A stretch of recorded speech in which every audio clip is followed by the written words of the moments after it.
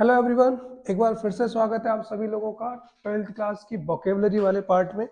हम लोग twelfth class की वोकेबलरी को कंप्लीट कर रहे हैं और चैप्टर नंबर फर्स्ट की वोकेबलरी अपलोड कर रहे हैं धीमे धीमे। फ्लेमिंगो बुक से पहले वाले चैप्टर की वोकेबलरी को हम कंप्लीट कर रहे हैं। अच्छा बच्चा, हमने 2 पैराग्राफ तक की वोकेबलरी कंप्लीट कर ली थी। तीसरा पैराग्राफ की वोकेबलरी में बता दूं आपको कहाँ से कहाँ तक कंप्लीट करना है। तो ये जिस तरीके से अपना तरीका रहता है कि यहाँ से चालू हुआ है, आई जंप्ड over the bench, यहां से चालू हुआ है और कहां तक खत्म हुआ है, इसको अपन खत्म कर रहे हैं बेटा कहां तक। That was what they had put up at the town hall, that was what they had put up on the town hall. यहां तक की वोकेबलरी को हम कंप्लीट कर रहे हैं इस वाले पैराग्राफ से। आज हम पूरी वोकेबलरी कंप्लीट कर लेंगे फर्स्ट चैप्टर की, तो आप जल्दी जल्दी करते जाइए, मैं जल्दी जल्दी रफ करते जाऊंगा। पहले पैराग्राफ की हम वोकेबलरी इसकी कंप्लीट कर रहे हैं। पहले नंबर पे इसकी वोकेबलरी है बेटा गॉट ओवर। बेटा ये गॉट ओवर इसलिए लिखा है क्योंकि वैसे ये गेट ओवर होगा, लेकिन गॉट ओवर इसलिए लिखा है क्योंकि इसमें सेकंड फॉर्म यूज की गई है। गेट ओवर का मतलब होता है किसी चीज पे काबू पाना। जिस चीज पे हम काबू पा रहे हैं वो शब्द यहाँ पर बीच में लिखा जाएगा, तो काबू पाना। ओके, किसी भी चीज पर डर पे काबू पाना। अगला लिखा हुआ है फ्राइट, FRIGHT। फ्राइट का मतलब होगा बच्चा डर। 2-3 चीजें हैं, ड्रेड का मतलब भी डर था, फ्राइट का मतलब भी यहाँ पे क्या है, डर है। उसने डर पर क्या पा लिया, काबू पा लिया। फिर है बच्चा फ्रिल्ड। क्या है बच्चा, फ्रिल्ड। फ्रिल्ड का मतलब है जो जड़ी हुई शर्ट होती है, जैसे कभी कहते हैं ना झल्लर लगी हुई है, उसके उस तरीके की उन्होंने एक कोट पहन रखी थी जिसमें क्या लगा हुआ था, झालर लगी हुई थी। तो अपन ये कर सकते हैं झालर लगी हुई, इसका मतलब होगा। ओके बच्चा, अगला चौथे नंबर का है आपका कौन सा, एम्ब्रॉयडर्ड, EMBROIDERED।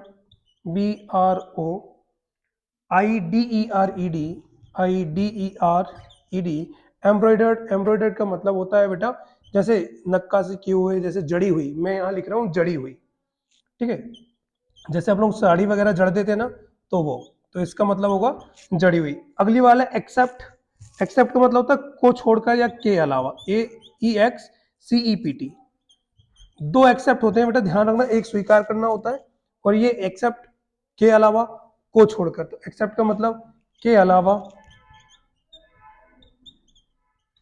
या को छोड़कर, ये दोनों में यूज हो जाएगा। ओके बच्चा, अगला है हमारा इंस्पेक्शन। इंस्पेक्शन टीम आती है जांच करने के लिए, तो इंस्पेक्शन टीम आती है तो इसका क्या हो जाएगा, इंस्पेक्शन। इंस्पेक्शन का मतलब होगा बेटा जांच। ये आप मेरे साथ लिखते जाएं क्योंकि टाइम नहीं मिलेगा आप लोगों को, मैं बहुत जल्दी रफ कर दूंगा। प्राइस, अच्छा प्राइस तो आप सभी लोग जानते होंगे, उसको ना लिखें। जब प्राइस वगैरह दिए जाते हैं तो उन चीजों को छोड़ सकते हैं। सोलेमन, सोलेमन का मतलब होता है गंभीर। ग्रेप का मतलब भी गंभीर के रूप में यूज किया जा सकता है, गंभीर, एकांत के रूप में भी यूज किया जा सकता है। ये इस बात का थोड़ा सा ध्यान रखना। फिर प्राइमर एक शब्द यूज किया गया है इसमें। प्राइमर का मतलब है एक पुस्तक के रूप में यूज किया गया है, एक पुरानी पुस्तक के रूप में इसको यूज किया गया है प्राइमर को। तो यहाँ ध्यान रखना, प्राइमर का मतलब पुस्तक होगा। फिर लिखा हुआ है थम्ब्ड एट द एजेस, नवा, थम्ब्ड एट द एजेस।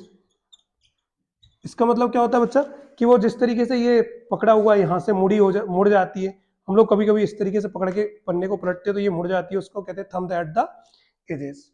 10वें नंबर का कौन सा आ रहा है बच्चा इसमें, 10वें नंबर का आपका है माउंटेड। किसी भी चीज पर माउंट करना मतलब बैठना। जैसे हम घोड़े पर बैठते तो कहते हैं आई माउंटेड ऑन द हॉर्स, ये भी ध्यान रखना। तो माउंटेड मतलब बैठा, और यहाँ ये कुर्सी पर बैठते हैं माउंटेड। जो मिस्टर एम हेमल है, टीचर है, वो अपनी कुर्सी पे बैठते तो उसके लिए यूज किया गया है ही माउंटेड ऑन द चेयर।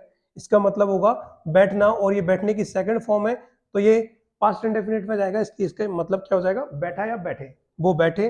फिर 11वें नंबर पे क्या आ रहा है बच्चा आपका, 11वें नंबर पे आपका आएगा ग्रेव, जैसे कि यहाँ पे लिखा हुआ है गंभीर, तो हम यहाँ पे भी ग्रेव का मतलब लिख सकते हैं, ये हो गया ग्रेव, यही लिख दे रहे हैं हम लोग क्या, ग्रेव, तो ये गंभीर दोनों के रूप में यूज हो जाएगा।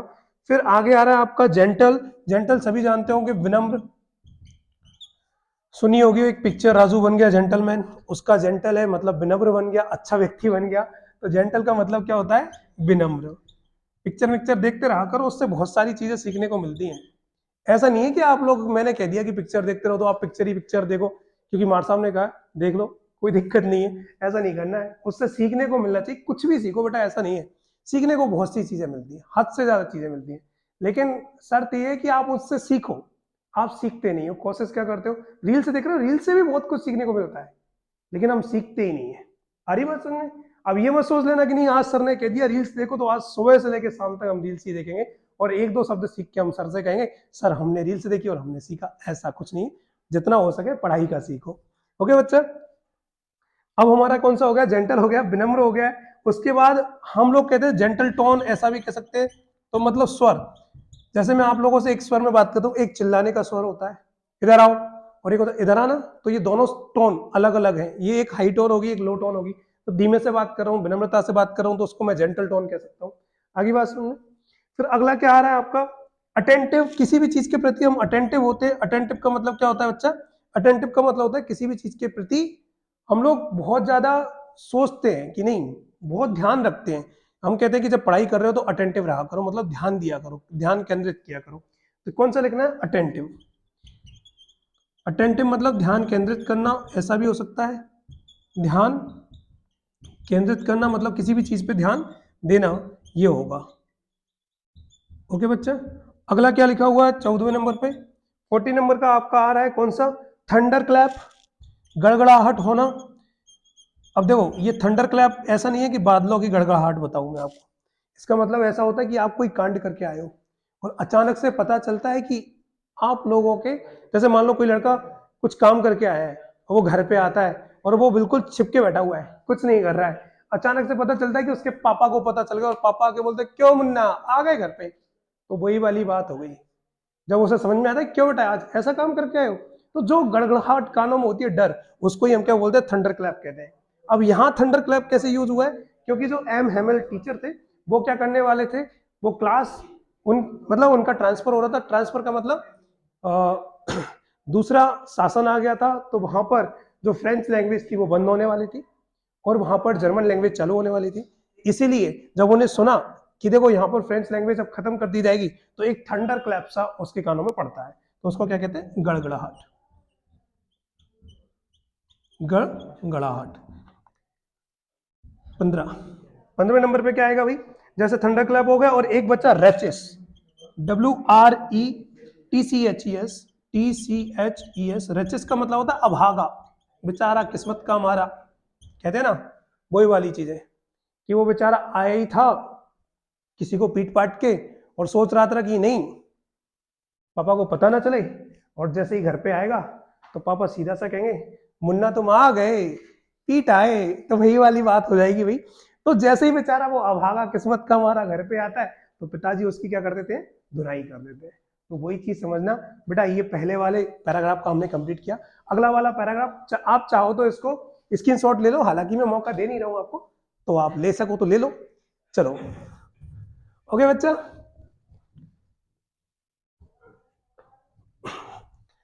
ठीक है, अब अगले पैराग्राफ की बात करते हैं। देखो मैं वो वाला गेम नहीं खेल रहा था आप लोगों के साथ कि वो एक रील्स में बताते नहीं है, एक वीडियो वो फोटो को काट दिया जाता है, घूमता रहता है किसी की आंख इधर उधर, एक ही बार में हिम्मत हो तो सेट करके दिखाओ, ऐसा गेम नहीं खेल रहा हूं कि एक हिम्मत हो तो आप लोग क्या करके दिखाओ, इसको कैप्चर करके दिखाओ, स्क्रीनशॉट लेके दिखाओ, पता है तुम बहादुर लड़के हो, समझदार हो, स्क्रीनशॉट सबसे पहले लेते हो, बेटा बंद करना पड़ेगा मुझे, ध्यान रखना। चलो अगला वाला कहां से लिख रहे हैं हम लोग, अगला वाला हम लोग लिख रहे हैं कहां से, my last French lesson, my last French lesson. Okay बच्चा, यहां से चालू हुआ है और कहां पर खत्म हो रहा है, and not daring to look up, and not daring to look up, to look up. Okay बच्चा, चलो यहां तक कंप्लीट करेंगे हम लोग इस पैराग्राफ को। इसके बाद एक और पैराग्राफ है, बस फिर खत्म। आप आसानी से कंप्लीट करना। अच्छा, इसमें तो शायद मुझे ही ढूंढना पड़ेगा, कुछ और पैराग्राफ के इसमें कमी है, कोई दिक्कत नहीं है। जैसे my last French lesson, I hardly, hardly, hardly का मतलब होता है मुश्किल से। क्या होता है बेटा? मुश्किल से, मुश्किल से। इसमें थोड़ा टाइम लगेगा बेटा, मैं आपको ढूंढ के बता रहा हूं। सीकिंग, सीकिंग का मतलब होता है देखना। सीकिंग का मतलब क्या होता है बच्चा? देखना। ओके, अच्छा, और अगला क्या है? इधर एक शब्द यूज हुआ है बेटा, सार। क्या यूज हुआ है? सार। ये मत सोच लेना वो ढोरमाला वाली सार नहीं है। इस सार का मतलब क्या है? एक नदी को कहा जाता है उनकी लैंग्वेज में सार। नदी वाला इलाका, जो नदी के आसपास का इलाका होता है उसको क्या कहते हैं? सार कहते हैं। तो ये क्या आ जाएगा? सार। सार का मतलब नदी के आसपास का क्षेत्र, या नदी को भी मान सकते हो, नदी के आसपास का क्षेत्र। ओके बच्चा, फिर अगला कौन से नंबर पे आ रहा है? इसमें ये सारी चीजें आपको बहुत अच्छे से पता होंगी। फेथफुल, फेथफुल का मतलब वफादारी भरी, पूर्ण सत्यता के साथ, ऐसे भी कह सकते हैं। फेथफुल सर्विस, वफादारी भरी। ओके, और उसके बाद ड्रेडफुल करवा ही चुका हूं मैं आपको, तो कोई दिक्कत नहीं है। चलो, इसमें अगला आएगा आपको क्या? एक क्रैंकी, CRANKY, क्रैंकी। क्रैंकी का मतलब विचित्र होता है बेटा। क्या होता है? विचित्र, थोड़ा अजीब सा व्यवहार करने वाला व्यक्ति। दूसरे शब्दों में कह सकते हो आप सनकी। ओके, अगला क्या है आपका? अगला है रिसाइट, RECITE। जब हम किसी को क्वेश्चन आंसर सुनाते हैं उसका भी यूज हो जाता है। तो रिसाइट का मतलब होता है सुनाना। ये शब्दों का यूज कर सकते हो आप। ओके, तो यहां से लेके यहां तक के इतने ही हैं। फिर अगले और लिख ले रहा हूं मैं, ठीक है? आप जब तक स्क्रीनशॉट ले लो, लेना हो तो, नहीं तो लिखते रहो।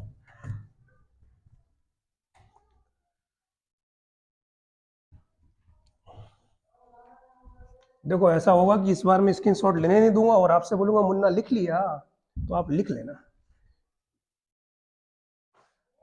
ऐसा मत कहना कि मैं लड़कों से ही अकेला बोल रहा हूँ, ठीक है? नहीं तो पता चलेगी लड़कियां बोलेगी नहीं सर आपने हमसे तो बोला ही नहीं था, हम क्यों लिखें? ऐसा नहीं है, आपका नाम बेकार लगेगा ना यदि मैं कहूंगा मुन्नी लिख लिया, ऐसा बेकार लगेगा, इसलिए ध्यान रखो।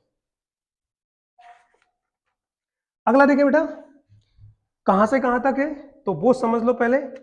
ये आपका आएगा, I heard MML say to me, I heard MML say to me, say to मी। और कहां से कहां तक हो रहा है?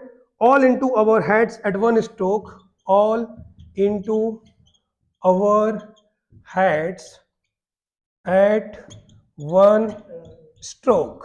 ओके बच्चा, तो यहां तक ये कंप्लीट कर रहे हैं। जल्दी जल्दी कंप्लीट कर लें, टाइम नहीं होना चाहिए हमारे पास। पहला, पहला आएगा प्लेंटी, PLENTY। प्लेंटी का मतलब होता है बहुत। जो आप लोग करते हैं ना, वाह I have a plenty of time, अभी तो बहुत समय, दिसंबर चल रहा है, जनवरी फरवरी, फिर सोचते हैं ओ तेरी ये क्या हो गया, अब तो पेपर सर पे ही आ गए, कहते हैं ना। तो वही प्लेंटी, प्लेंटी का मतलब बहुत, बहुत सारी चीजें। तो प्लेंटी का मतलब क्या होगा? बहुत। टाइम के लिए ज्यादा यूज होता है प्लेंटी टाइम। अगला क्या है आपके पास? Put off. क्या यूज होता है बेटा? Put off. पुट ऑफ का मतलब होता है किसी चीज के लिए थोड़ी देर के लिए टाल देना। क्या होता है?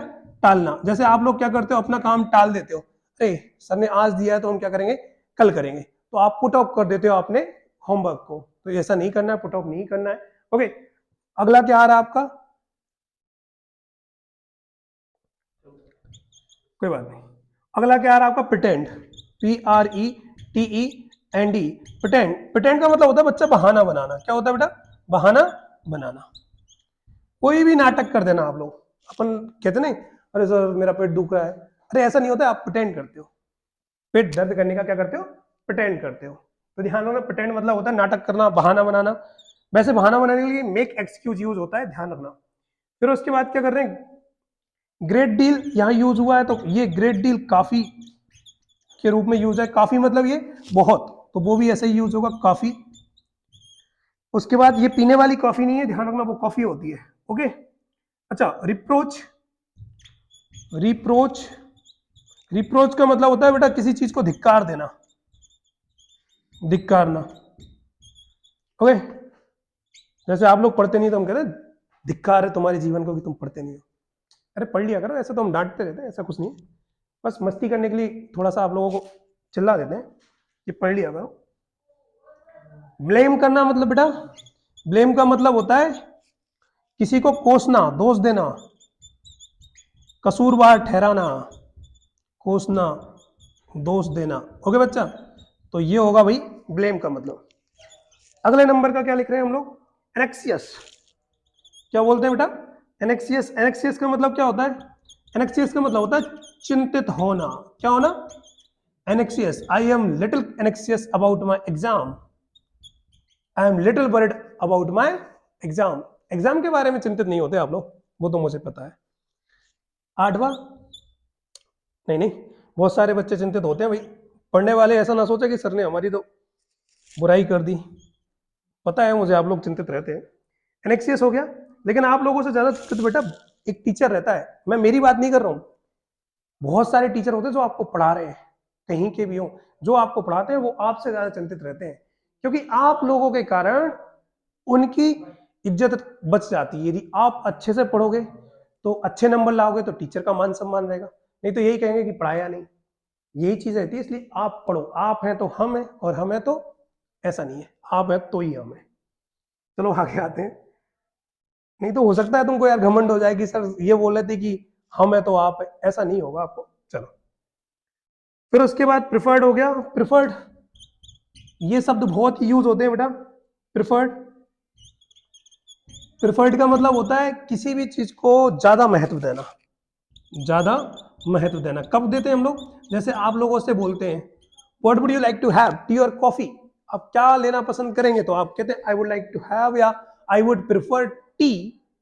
और प्रिफर के साथ पेयर बनता है टू का, ना कि देन का। रेदर के साथ देन का बनता है और प्रिफर के साथ टू का। यही सीख लेना, एक नंबर का प्रिपोजिशन ये आ जाता है 10th 11th 12th क्लास में। जब फिलर भरने के लिए आता है तो प्रिफर के साथ टू लगता है, रेदर के साथ देन लगता है, ये ध्यान रखना। तो प्रिफर्ड का मतलब ज्यादा महत्व देना। ओके बच्चा, फिर 9वें नंबर पे क्या आ रहा है? 9th नंबर पे आ रहा है बेटा ब्लेम करना, हो गया है। चलो, रीजनेबल। रीजनेबल, रीजनेबल मतलब तर्क संगत। तर्क संगत मतलब समझ में आता है आपको? नहीं आता हो तो समझ लो। जैसे आप मेरे पास आए और बोलने लगे सर आज की हमें छुट्टी चाहिए, मैं बोलूंगा क्यों चाहिए? तो आप बोलोगे सर हमें कुछ काम है। तो ऐसा रीजनेबल काम बताएं जिससे कि मैं आपको छुट्टी दूं। आप कहो कि सर हमें कहीं बाहर जाना है पापा के साथ, इसलिए हम आज आ नहीं पाएंगे, इसलिए हमें छुट्टी चाहिए, तो ये एक रीजनेबल हो गया। नहीं तो पता चले सर आज हमारा मन नहीं है पढ़ने का, इसलिए आज हम आएंगे नहीं। ऐसा नहीं करना, ये रीजनेबल नहीं है। तो रीजनेबल मतलब कोई उचित कारण होगा, उसी को हम क्या कहेंगे? रीजनेबल। फिर 10वें नंबर पे क्या आएगा आपका? 10वें नंबर पे आएगा गार्ड, मतलब सुरक्षा करना, ये सभी को पता होगा। एनस्लेव्ड, एनस्लेव्ड मतलब दास बनाना, गुलाम बनाना, गुलाम बनाना। और यहां बेटा सेकंड फॉर्म में तो ऐसा भी यूज कर सकते हो, गुलाम बना दिया। यहां पर ये मीनिंग होगा इसका, गुलाम बना दिया। 11वें नंबर का क्या आ जाएगा आपका? उसके बाद आ रहा है होल्ड फास्ट। होल्ड फास्ट, मजबूती से पकड़ना किसी भी चीज को, जैसे उन्होंने अपनी लैंग्वेज को मजबूती से पकड़ा था, मजबूती से पकड़ना। ओके बच्चा, फिर 12वें नंबर पर आपका कौन सा आ रहा है? पेशेंस, धैर्य रखना। हैव पेशेंस कहते हैं ना, बोलो धैर्य रखिए सब ठीक होगा। पेशेंस का मतलब धैर्य रखना। हैव पेशेंस का मतलब धैर्य रखना, तो पेशेंस का मतलब केवल धैर्य होगा। ओके, और उसके बाद आएगा एट वन स्ट्रोक, एक ही बार में। एट वन स्ट्रोक, जैसे कभी कभी आप कुछ करना चाहते हो तो आप सोचते हो कि नहीं यार एक ही बार में सब कुछ हो जाए। एट वन स्ट्रोक मतलब एक ही बार में। ओके, और उसके बाद बचेगा वंस टुगेदर, एक साथ हो जाएगा। ये आप जल्दी करें, चलो इसकी अगली जो 2 और रह गए पैराग्राफ वो अगली वीडियो में कंप्लीट करते हैं। ओके बच्चा।